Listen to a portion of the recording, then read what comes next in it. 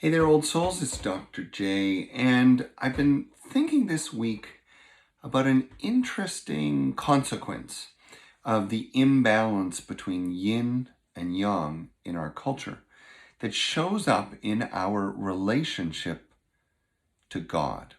And when I say God, for me, I mean the universe, and more specifically, the guiding, organizing design of the universe. You might call it the consciousness or the energy matrix that preceded all created reality. So when we go back 14 billion years and from virtually nothing, everything explodes into being, both the nothing that preceded everything and the everything that we are a part of exists in some unseen structure in which some things work and some things don't. Some things come into existence and some things can't. And since that beginning point in human understanding, this placeholder we have called the Big Bang, or whatever the event was, we know that everything has unfolded with enough consistency and pattern that we can even look back 14 billion years and suppose what's going on. In fact, the very premise of natural science, astrophysics, biology, and so on, is that the laws that govern the universe are universal, persistent, and pervasive, which means we can extrapolate based on the laws that we have operating in the world today, what the laws were a billion years ago, 10 billion years ago, 14 billion years ago. Now, having said that, which seems like quite a dramatic kickoff,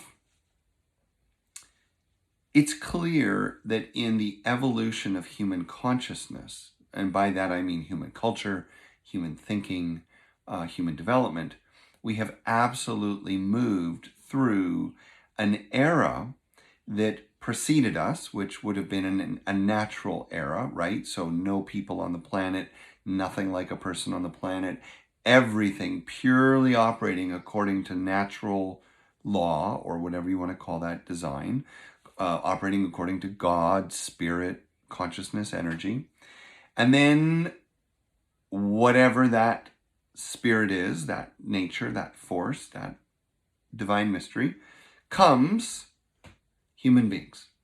And we seem to reflect capacities that are different than anything else on the planet, but we suppose that God must also have those qualities. The universe must also have those qualities, or they would not be able to exist in us.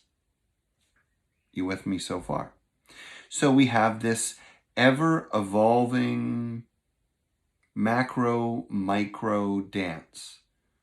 What's in the small is in the all. What's in the all is in the small. And though we may not have seen all the laws or rules yet, or though we may not understand all the hidden principles yet, we are all operating inside them. Okay.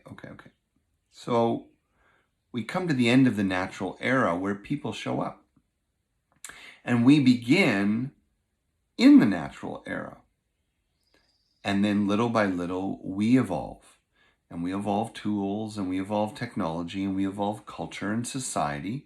And you know the story. We get to agriculture, and then we get to large settlements, and then we get to warfare and science and mechanics. And at some point, and I don't really need to point fingers, but I'd say it started around 500 before the Common Era, and really blossoms around the 1600s.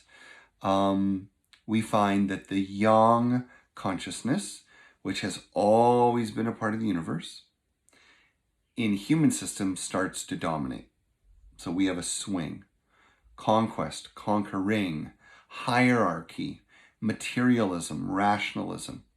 Not bad stuff by itself, but without the yin, becomes poisonous and toxic. Now, let's just keep moving forward to the point, because all this, hopefully, is interesting and worth reminding you that there is nothing in your life that operates outside the laws of nature, and that everything that is happening to you and for you and through you is a reflection of our universe. That you are a reflection of our universe, and our universe is reflected in you. Okay, let's keep going. The curious thing when it comes to our understanding of spirit, God, source, the sacred origin, the curious thing is our contemporary understanding and struggle reflects the yang dominance. In other words, we struggle to think of it poetically. We struggle to think of it mythically. We struggle to think of it mystically. And these are all yin styles. Instead, we think literally. Instead, we think comparatively. And the problem with that way of relating to the sacred, with that way of relating to the mystery of life, is that it collapses the mystery of life from its mysteriousness. And so rather than accepting that when we refer to the universe as God, or to God as a being, or to anything in this universe as a being, a relationship, a family member, a friend, a loved one, when we give it those qualities, because that's what it feels like, rather than understanding with the yin consciousness, oh, this is a poetic phrasing. This is a mythical phrasing. This is a mystical phrasing. So I know they're talking about something that's real and feels real and shapes their reality, but they're not being literal. Okay. This is something powerful, but not exact. No, instead we hear those words with literalism, with materialism, with comparison and competitiveness. And suddenly the whole thing falls apart. Because we're not debating, or we should not be debating, whether God is a being with agency in sky or in the celestial world that is somehow operating on or against our reality. In fact, I would argue that much the way people love classical music or basketball or football or gardening, we're in love with a process. We're in love with a design. We're in love with a game. And then we personify that relationship. I love basketball. I've loved it my whole life. I love gardening. It makes me feel whole. And to articulate the level of intimacy and connection that we feel, we ascribe human qualities. But it doesn't mean that we think basketball is an entity. We could talk about the god of basketball, or, the goddess of gardening. But the literalism of it is really not important. It's all references to something that we know transcends thought. And so I invite you today to sit down and take some time to question what you resist in your spiritual life, in your understanding of God or spirit or source or anything. And ask yourself, is that your yang consciousness cutting you off from something essential, a lifeline to connection? And is there a yin way to interpret the very things you resist?